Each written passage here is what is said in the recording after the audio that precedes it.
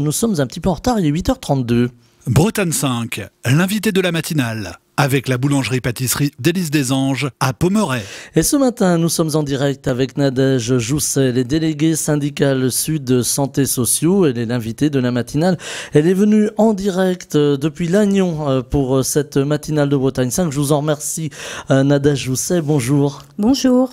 Alors, on va parler d'une profession, ou plutôt d'un groupe de professions qu'on a un petit peu oublié pendant la crise du Covid, crise qui dure toujours et encore. On a beaucoup parlé des infirmiers, on a beaucoup parlé des urgentistes, des hospitaliers, mais on a peu parlé des personnels de ce qu'on appelle le médico-social. Alors, est-ce qu'on peut déjà les définir un petit peu, ces personnels, en quelques mots ? Oui, alors moi par exemple je travaille pour l'ADAPEI Les Noëls, donc on accueille des personnes handicapées, des enfants aux adultes, donc dans des masses, dans des foyers d'hébergement, donc pour des travailleurs ESAT, des IME pour les enfants. Masse, j'ai cité, FOA, foyer d'hébergement. Voilà.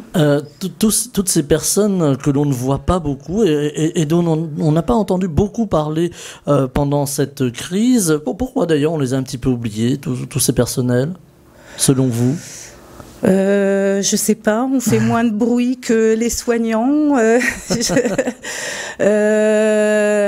Je sais pas, je peux pas. Vous êtes moins visible peut-être que les soignants à l'hôpital par exemple. Sûrement, oui. En fait, j'ai pas de réponse à ça. Ouais. Alors aujourd'hui, vous êtes en colère quand même, les personnels du social, hein, comme l'on dit. Vous êtes un petit peu, vous l'avez dit, hein, les oubliés du Ségur de la santé aussi.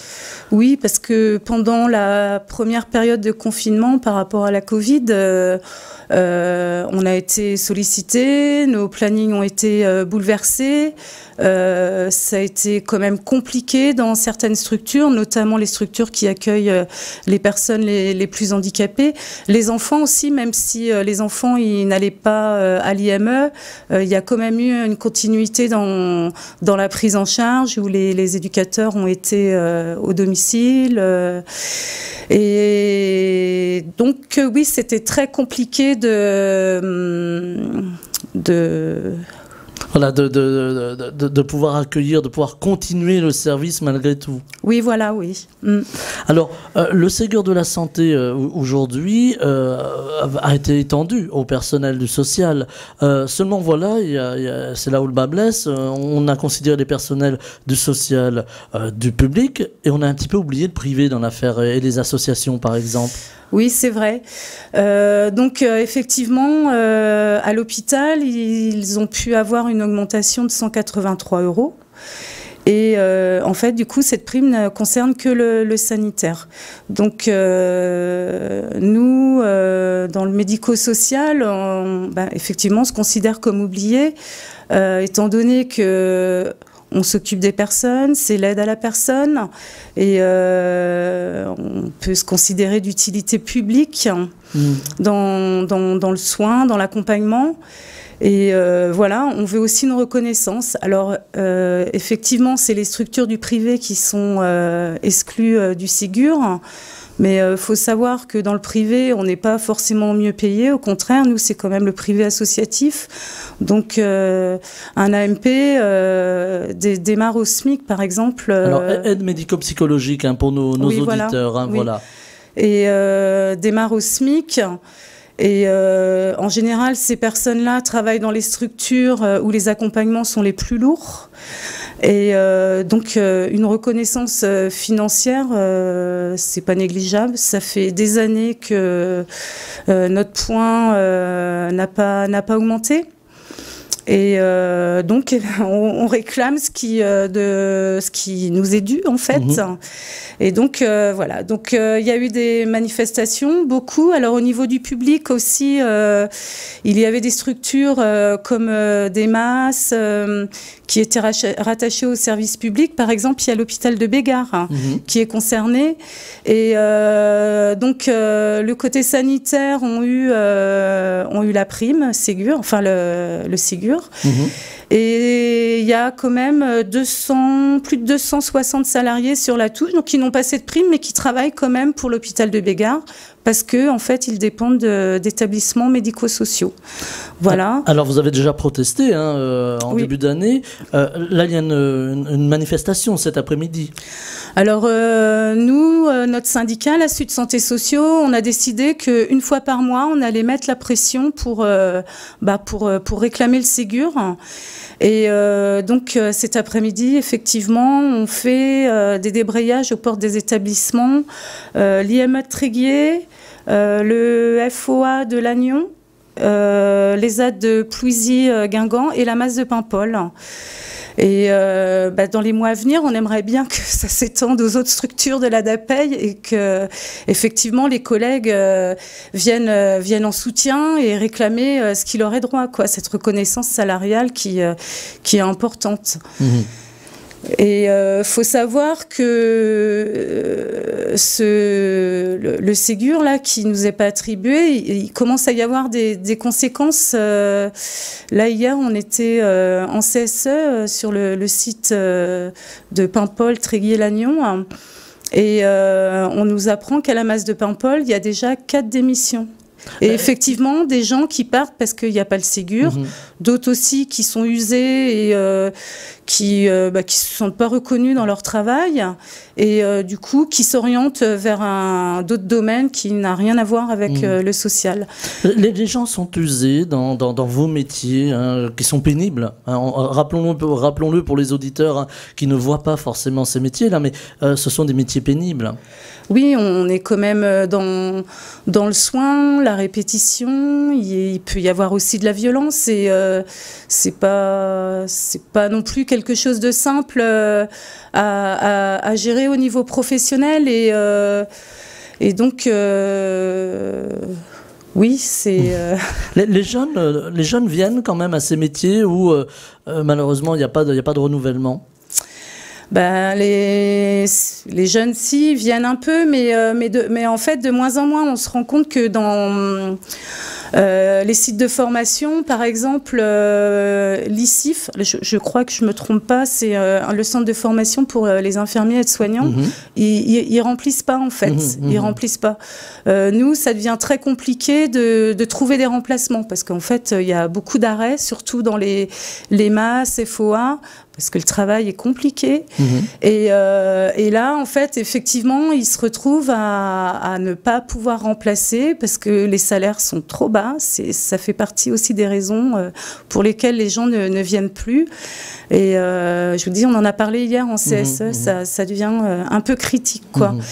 Et un autre exemple, par exemple, au FOA de Lannion, les veilleurs, au début, quand il a ouvert il y a 15 ans, les veilleurs étaient principalement des aides-soignants, donc surtout des femmes. Et bien là, la dernière aide-soignante est partie. Elle est partie vers un EHPAD. Elle va gagner 300 € de plus, donc la prime Ségur et la prime grand âge. Et en fait, les collègues hier nous disaient que c'est peut-être là, en ce moment, qu'il aurait fallu le plus de soignants justement la nuit, parce que le foyer a ouvert il y a 15 ans, les gens ont vieilli et les pathologies se compliquent aussi avec le vieillissement. Voilà, parce qu'il faut dire aux auditeurs que généralement les personnes qui entrent dans ces foyers, ils passent leur vie. Pas forcément. Enfin, FOA, oui, si, un peu plus. Mais bon, par exemple, moi, je travaille en foyer d'hébergement, donc avec des personnes déficientes intellectuelles, mais qui travaillent. Et elles, par contre, elles vont faire toute leur carrière au niveau de l'ESAT. Et ensuite, on va leur trouver des solutions, foyer d'hébergement pour personnes âgées, famille d'accueil. Voilà. Voilà un parcours assez classique Voilà, oui. finalement. Alors on a oublié aussi celles, je dis celles parce que ce sont souvent des femmes qui vont à domicile. On les oublie, les aides à domicile aujourd'hui. Et je crois que vous vouliez en parler ce matin. Oui, en fait, c'est pour faire un lien, quoi. Tous ces métiers d'aide à la personne, on commence à les déserter parce que ils sont pas valorisés financièrement. Il y a aussi les conditions de travail qui deviennent de plus en plus difficiles. On demande du rendement, pardonnez-moi du terme un peu brusque, mais on demande du rendement aujourd'hui. Ah oui. Oui, je pense qu'on demande du rendement, oui. Les aides à domicile, c'est pas mon domaine, mais de par l'exercice syndical, j'ai quand même quelques notions. Et par exemple, une femme qui travaille dans l'aide à domicile, il y a plus de complications physiques que chez les personnes dans le BTP, par exemple. Et mais oui, c'est assez étonnant quand on le dit comme ça. Oui. On n'imagine pas forcément. Parce que à l'inverse de nous, dans les structures, on a quand même du matériel. Elles n'en ont pas, elles font avec ce qu'il y a dans le domicile, quoi. Et donc, effectivement, physiquement, le corps prend, quoi. Et c'est pareil, beaucoup d'arrêts. Et puis, une vie de famille assez décousue parce qu'au niveau des horaires, les prises en charge sont le matin, le soir, et avec des coupures dans la journée. Donc, et pareil, elles n'ont pas le Ségur. Oui,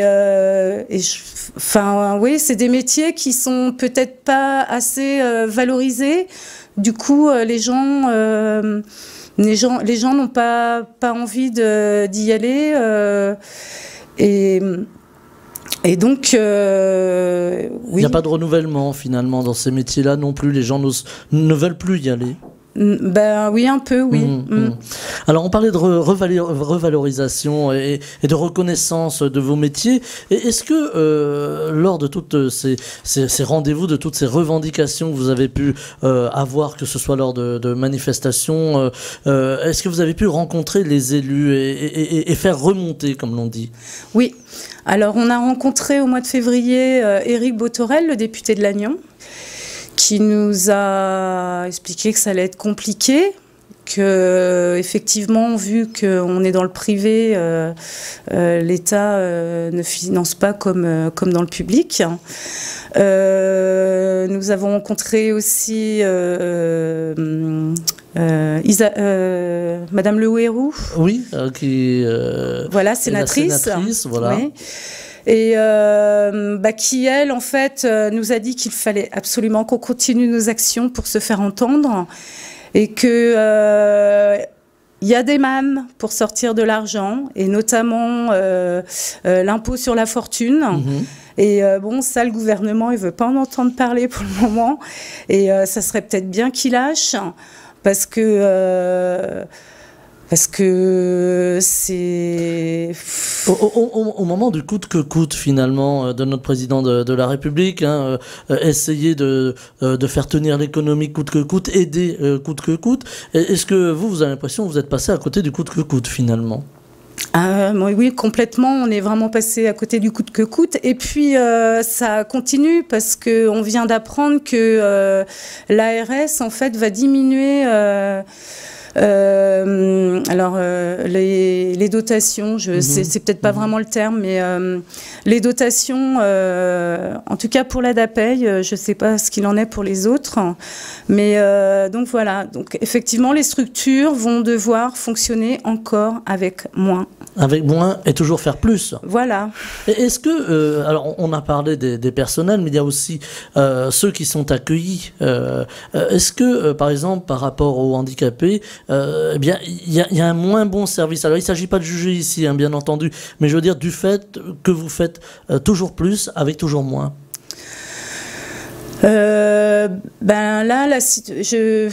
C'est un peu difficile pour pas être trop dans la critique. Et puis d'une structure à l'autre, au niveau de l'ADAPEI, c'est différent.